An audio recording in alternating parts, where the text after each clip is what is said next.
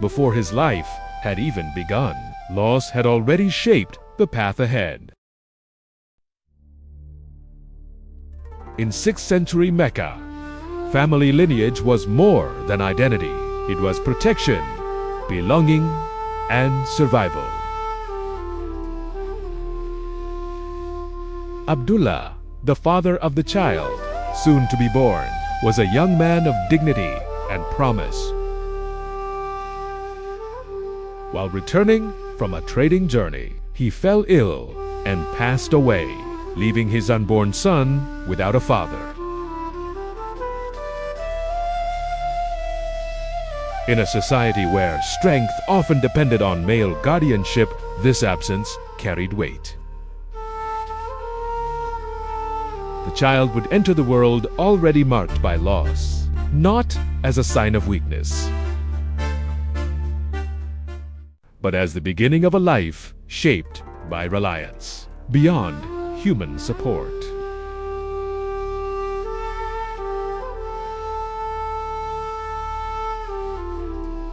The night settles quietly over Mecca.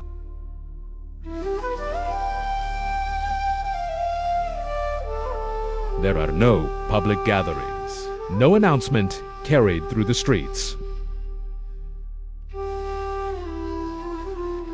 Inside a modest home, lit only by the gentle glow of an oil lamp, a child is born.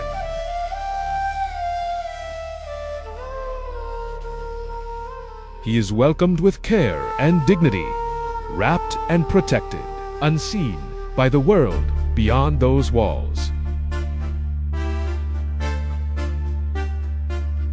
No one outside this home recognizes the moment. No empire records the hour. No chronicle marks the night. And yet, beyond human awareness, creation itself bears witness.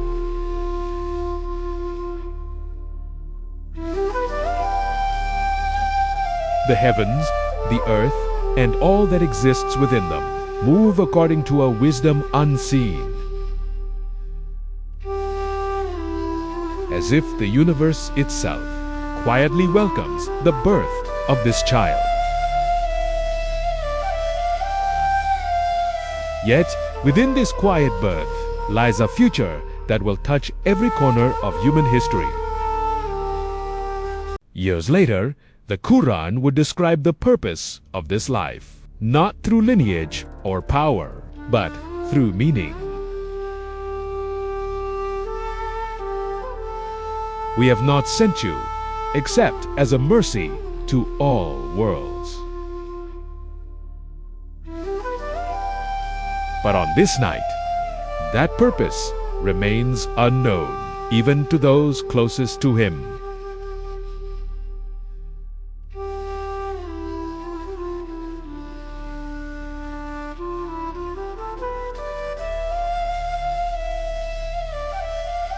With his father gone, responsibility for the child passed to his grandfather, Abdul Muttalib.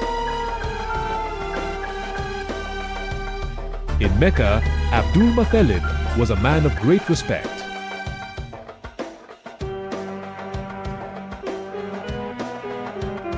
He was the leader of Quraysh, the custodian of the Kaaba, and a figure whose word carried authority in a society shaped by tribal power. But within his family, titles mattered less than duty.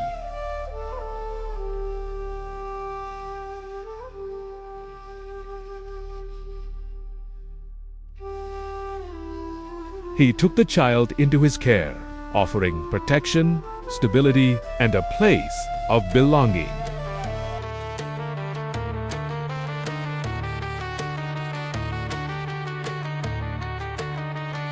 Under his guardianship, the child grew surrounded by responsibility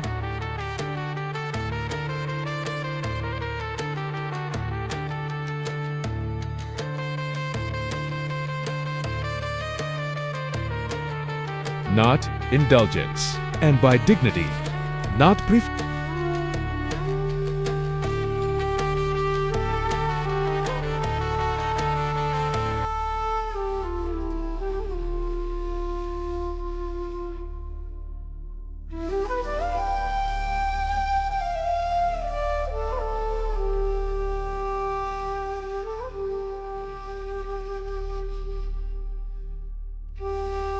to be born without a father was not simply a personal loss.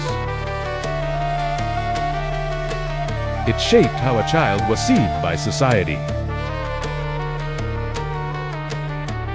Yet the Quran would later frame this beginning not as abandonment, but as care guided beyond human arrangement.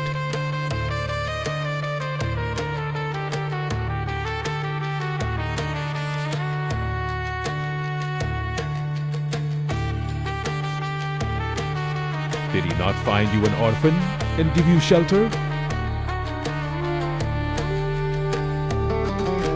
The verse does not erase hardship, it gives it meaning.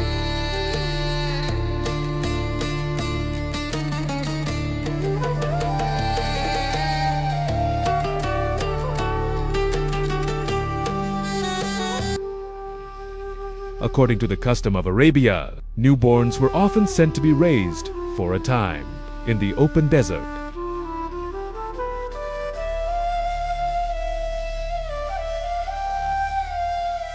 There, the air was clear, language was pure, and life followed the discipline of nature.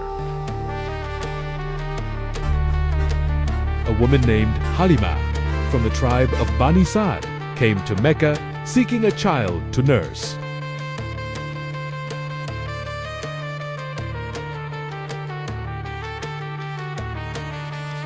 She was not wealthy, and she did not expect advantage.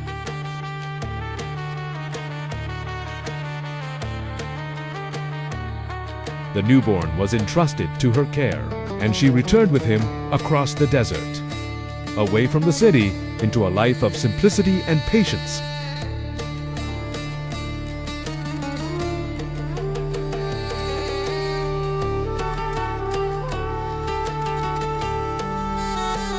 In Halima's home, daily life unfolded quietly.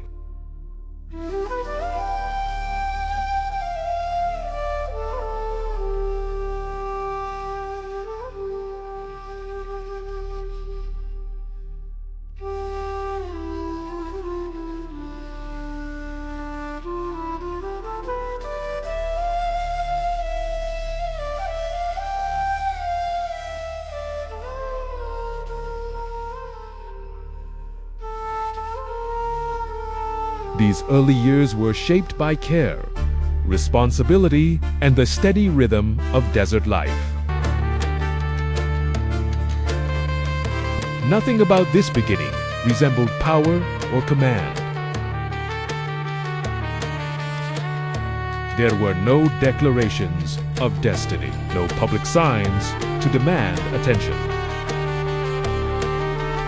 Only a childhood shaped away from the center of authority, where patience was learned, trust was formed, and restraint became habit.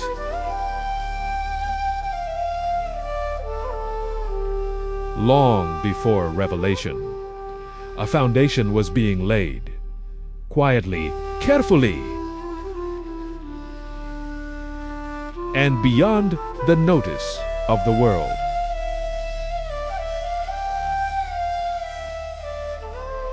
History often associates significance with power. But the most transformative lives rarely begin with command. They begin with formation. With loss that teaches reliance, with care that builds trust, and with environments that shape character, long before purpose is declared. In the next chapter of this story, we follow the years of childhood, where trust becomes habit and character is shaped long before mission.